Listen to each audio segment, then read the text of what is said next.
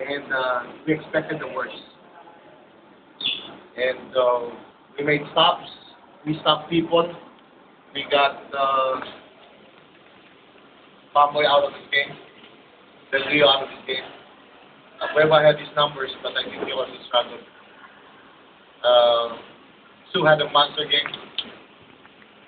Sue, Rome did a good job on Pamboy. Anthony, the twins, did a very good job for the limited time they were inside.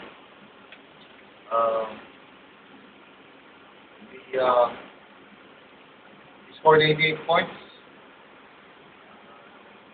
That's something about our offense, our firepower.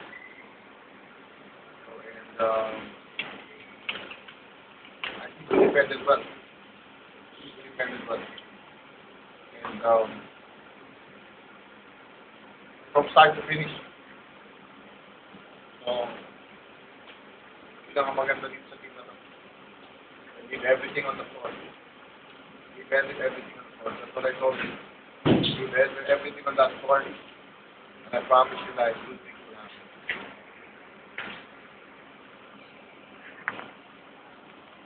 Coach, kahit ano ba kahit konti na saan ba yung talent? Well, you know, my post game to my players, I told them that, you know, I want you guys to be happy about this game. But then again, I don't want you guys to be too happy. Because this victory does not mean anything if we don't win the championship. I want everybody focused on the championship.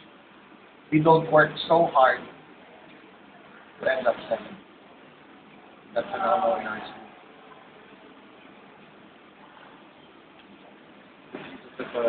With this in this game, with the way it's played, the high intensity, with all the physicality, as if you prepared for this even before the season started. Just for this game. Yeah. We were already preparing for San Sebastian 3 games before we played them. 3 games, that's like a month. I just have to get my players focused on the big game. Prepare playing the Neils, for Fedwal, other schools, we're thinking of what to do. And I also want to congratulate my assistant coaches for doing a good job in scouting them. They did a very good job getting the players and dependencies of their players. Your first game will be against EAC. Yeah, again, start a new run. On to JRU, on to Letran, on to Buwa, on to Australia. So, try to build up a certain kind of momentum going towards game of life. Kaya po siya, sleep. Mahirap mo sa nila. That's hard, that's hard. It happens, but it's not one of the targets. Main target of championship. Knowledge. Yeah, I chewed him at halftime. Big time. We were up by 8 points at half. I was chewing him in the dugout. And he came back. Came back.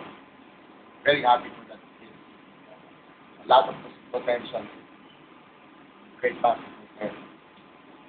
Coach, what's your reaction sa style of play ng Were they overly rough? Well, hindi ko lang nagustuhan yung endgame. Alam na nilang talo sila. Nananakit na. Dalawang beses pinayagan si Dan. Playing tough na, di ba? Talo ka, talo ka. Hindi mo pwedeng ka na, nananakit ka lang kayo pag talo kayo. You don't do that. Coach, you were leading by about 17 points one time, several times. And, it was cut down to, I would say, nakakatakot na number. Were you disappointed with the very moment? Well, yes, disappointed because they were on a speed. tumawag ako ng timeout na at one time. Then we got it back to 12. Tapos, lansada na naman sila. And, it can happen. Hindi naman mahina yung basket. It's a strong team. You know? They come back anytime. And you just have to put up your guard every possession. And, sabi ko nga sa kanila, my players, never gonna be easy to beat basket. And, ang paalala ko lang sa kanila, your composure in the game. What is your reward to your kids, to your boys today for winning against Pacific? Ano? Sort of a reward for kids. Sa balikat, game. Wala pa. Ang rest of... Reward. Rewards dun sa championship. Sa tayo ng reward.